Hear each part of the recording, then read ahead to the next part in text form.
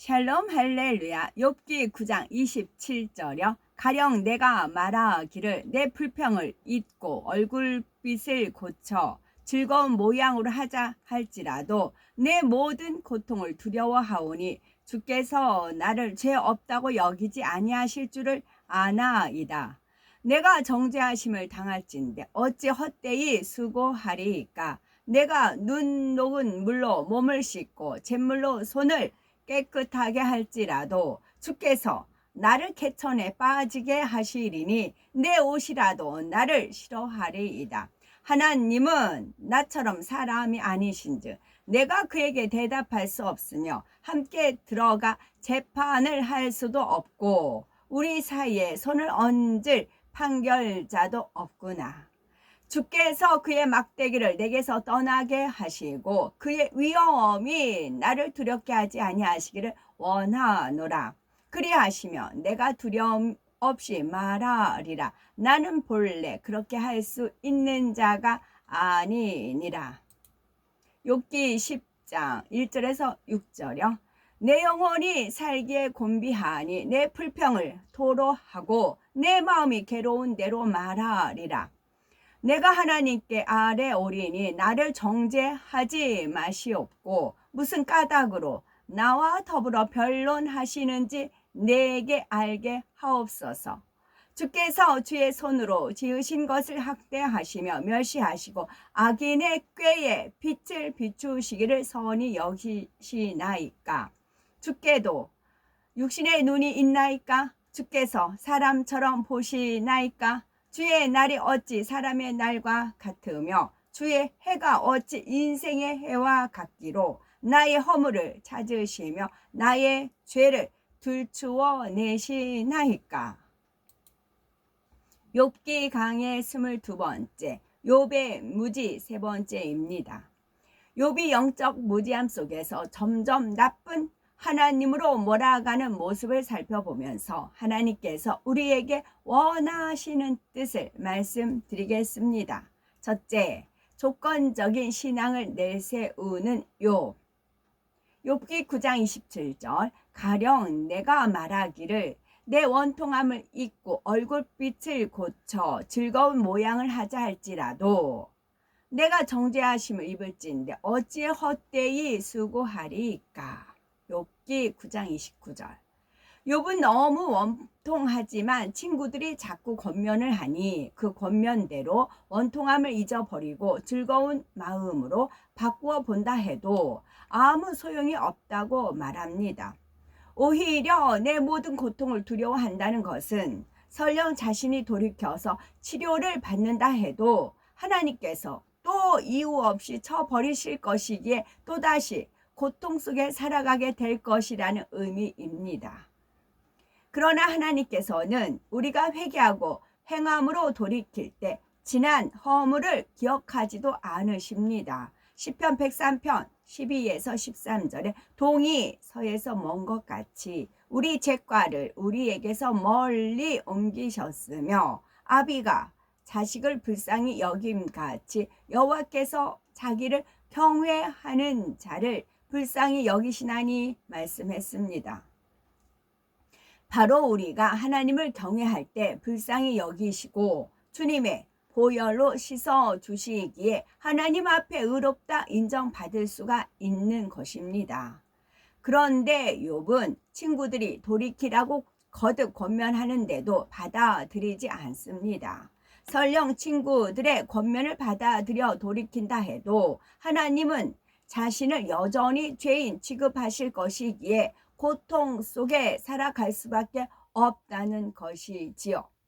수고를 하며 회개하여 돌이켜도 아무런 대가가 없을 것이니 손해보지 않겠다는 것입니다. 조건적인 신앙을 내세우는 모습이지요. 우리는 하나님 앞에 조건을 제시하는 모습은 없었는지 돌아보아야 합니다. 아직 믿음이 연약한 성도들 중에는 하나님 이러이러한 문제를 해결해 주시면 교회에서 봉사하겠습니다.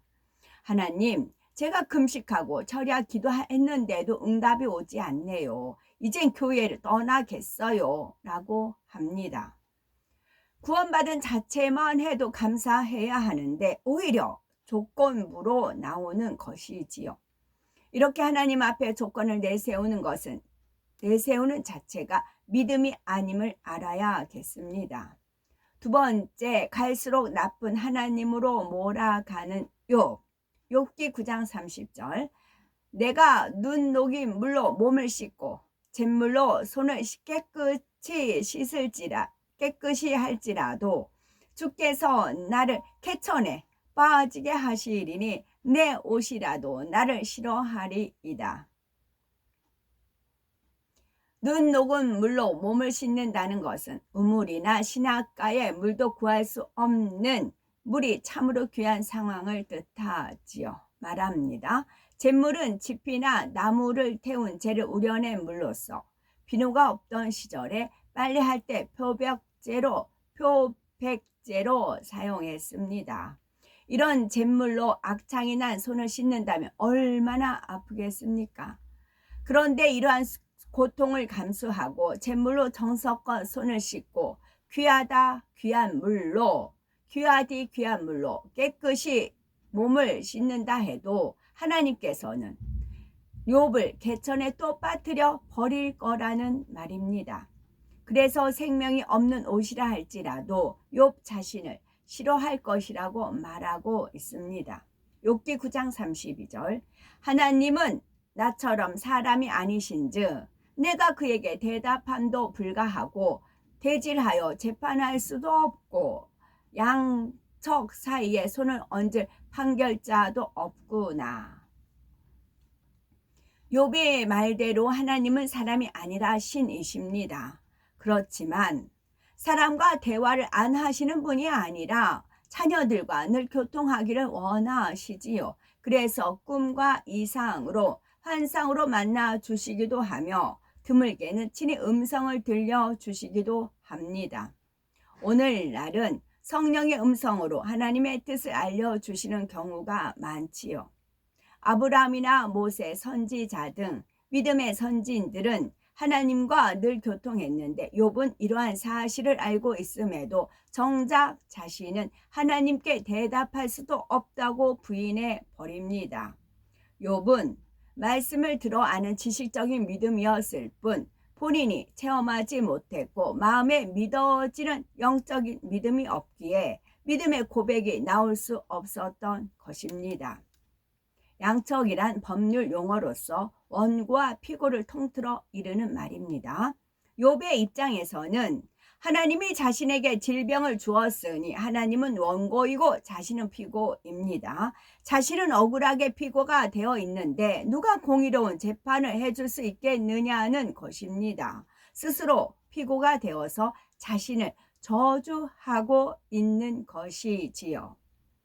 여기에서 우리 인생의 마음이 드러나고 있음을 알아야 합니다. 우리가 이 세상을 살아가다 보면 시험이 옵니다. 어떤 사람은 재물을 탕진해서 자신의 힘으로는 문제를 해결할 수가 없습니다. 도움받을 만한 곳도 없기에 스스로 낙담하고 비참한 상태에 빠져 버린다면 스스로 피고가 되어 자신을 저주하는 것과 다름이 없지요. 그러나 하나님을 믿고 의지하는 사람은 설령 거지가 되었다 해도 하나님께 감사하며 천국의 소망을 갖고 기뻐하며 믿음을 내보일 수 있습니다. 또 믿었던 사람에게 배신을 당하는 경우 상대를 원망하며 미워할 뿐만 아니라 상대를 믿은 자신을 탓하여서 괴로움 속에서 살아간다면 피해 의식과 우울감에서 헤어나올 수가 없습니다. 그러나 육적인 사랑의 무익함을 철저히 깨닫고 주님의 참 사랑으로 마음을 채우면 원망과 괴로움도 사라지며 도리어 영적인 성장을 이루지요. 이렇게 모든 일의 영적인 해결 방법을 찾아서 낙오자가 아니라 승리자가 되어야 하겠습니다. 욥기 9장 34절. 주께서 내 막대기를 내게서 떠나게 하시고 그 위엄으로 나를 두렵게 하지 아니하시기를 원하노라. 나는 본래 그런 자가 아니니라. 여기서 막대기란 하나님의 주권된 권세를 의미합니다. 모세의 지팡이와 아론의 쌍난 지팡이 등 구약 성경에는 막대기는 하나님의 권능을 나타내지요. 욥은 하나님 자신을 때리려고 막대기를 대고 있으니 두려워서 꼼짝 못하고 있다고 합니다. 만일 하나님이 막대기를 치우고 자신은 상관하지 않으신다면 이 원통함을 참지 않고 마음껏 하나님을 저주하고 욕하겠다는 말이죠. 욥은 그동안 얼마나 합당치 않은 말을 광풍같이 쏟아냈습니까? 그럼에도 불구하고 하나님의 두려움을 알기에 이 정도로 참고 절제한 것이지, 그렇지 않다면 하나님 앞에 지금보다 몇 배 더 악을 쏟아내겠다는 것이지요. 그러면서도 본래 자신은 그런 사람이 아니라고 변명하고 있습니다. 세 번째, 가중되는 공고함으로 인해서 악이 더욱 드러나는 욥. 욥기 10장 1절에 내 영혼이 살기에 곤비하니 내 원통함을 발설하고, 2절 무슨 연고로 나와 더불어 쟁변하시는지 나로 알게 하옵소서. 곤비라는 뜻은 괴롭고 고달프고 피곤하다라는 뜻입니다. 자신은 아무 잘못이 없고 의롭게 살았다고 생각하는데 친구들이 책망과 지적의 말로 힘들게 하니 욥은 곤비함으로 견딜 수가 없었습니다. 친구들의 말은 마치 상처에 소금을 뿌리는 것처럼 마음까지 고통스럽게 만들었지요. 이제는 마음의 고통이 육의 고통보다 더한 상황이 되니 내 영혼이 살기에 곤비하다라고 표현한 것이지요. 앞에서 욥은 할 말이 많이 있지만 하나님이 두려워서 절제한다고 했습니다. 그런데 지금은 분하고 억울함을 다 발설하겠다, 말하고 싶은 대로 모두 해버리겠다 라고 말합니다. 공고함이 가증되니 욥의 악이 한층 더 드러나고 있는 장면이지요. 욥의 심중에 내가 친구들보다 더 낫다라는 교만이 있기에 자신이 얼마나 진리에 위배되어 있는지는 깨우치지 못합니다. 앞서 친구 빌닷은 진리의 말씀으로 깨우쳐 주었지만 욥은 그 말이 들리지 않았죠. 이처럼 내가 너보다 낫다라는 교만함이 있을 때는 상대의 말이 들어올 수가 없습니다.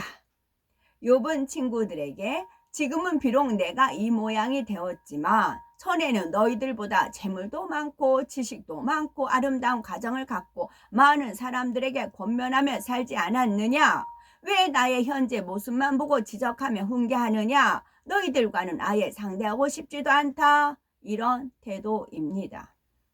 이전까지는 그래도 친구야 내가 옳다, 네가 그러다 하면서 변론이라도 했었는데 이제는 마음이 더 강팍해져서 아예 친구들을 무시한 채 하나님 앞에 직접 고하며 따지기 시작합니다. 여기서 쟁변이란 다투어 변론하다는 뜻이죠. 욥은 하나님께 애꿎은 저를 정죄하지 마시고 무엇 때문에 저와 다투어 변론하시는지 이유를 알게 해 주십시오 라고 따지고 있는 것이지요. 그러나 이유 없는 연단은 없고 까닭 없는 정죄함도 없습니다. 죄로 인해서 오는 어려움이 있는가 하면 하나님께서 더 아름답게 변화시키고자 큰 그릇 만들어 귀히 사용하고자 허락하시는 연단도 있습니다. 아브라함도 연단의 과정을 통과하여 믿음의 조상이 될 수가 있었고, 모세도 연단을 통해서 하나님과 대면할 수 있는 차원에 이르렀지요. 다윗, 사도 바울 등 모든 믿음의 선진들은 각자에 맞는 연단의 시간을 거치면서 하나님께 인정받는 그릇으로 나왔던 것입니다. 욥은 이미 친구들이 많은 진리의 말씀으로 권면과 지적을 해 주었지만 여전히 깨우치지 못하며 교만한 말을 내뱉고 있습니다. 이처럼 교만하면 말씀을 들어도 깨우칠 수가 없고 영적인 믿음을 가질 수도 없습니다. 그래서 예수님께서는 너희가 돌이켜 어린아이들과 같이 되지 아니하면 결탄코 천국에 들어가지 못하리라 라고 말씀하시지요.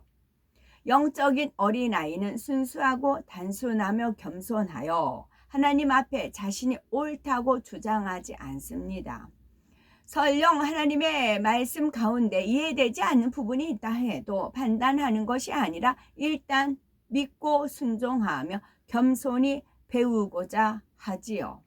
이렇게 어린아이처럼 겸손한 심령이 되어야 말씀을 들을 때 깨우쳐서 회개할 수가 있고 어떤 연단이 오더라도 겸비한 자세로 자신을 변화시킬 수가 있습니다.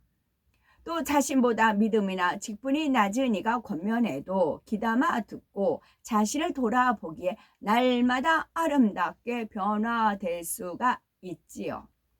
그러므로 베드로전서 5장 5절에서 6절에 하나님이 교만한 자를 대적하시되 겸손한 자들에게는 은혜를 주시느니라. 그러므로 하나님의 능하신 손 아래에서 겸손하라. 때가 되면 너희를 높이시리라 하신 말씀을 기억해야 하겠습니다. 우리가 온전히 선하시고 사랑 자체이신 하나님을 믿는다면 어떤 상황에서도 하나님을 오해할 일이 없습니다. 독생자도 아끼지 않으시고 십자가에 내어주신 하나님의 사랑을 기억한다면 아무리 벼랑 끝에 서 있는 듯한 상황이라도 반드시 하나님은 나를 붙들어 주시고 함께 하신다는 사실을 믿습니다. 그런 믿음이 있다면 어찌하든 하나님의 뜻, 진리대로 행할 것입니다. 사랑의 하나님은 우리를 위해서 먼저 수많은 희생을 치러 주셨지요. 우리가 하나님의 마음을 조금이라도 알아들이면 기쁘셔서 내가 뭘 줄까, 뭘 더해 줄까 하시는 것이 애틋한 아버지 하나님의 사랑입니다. 이러한 사랑을 더 알아서 제일로 사랑해 드리는 것이 우리가 행해야 할 가장 크고 중요한 선입니다. 그러므로 말씀과 기도로 속히 변화되어 아버지 하나님의 마음을 알아들이며 하나님과 깊은 사랑을 주고받는 참된 자녀로 나오는 복된 우리가 되어야 되겠습니다. 아멘.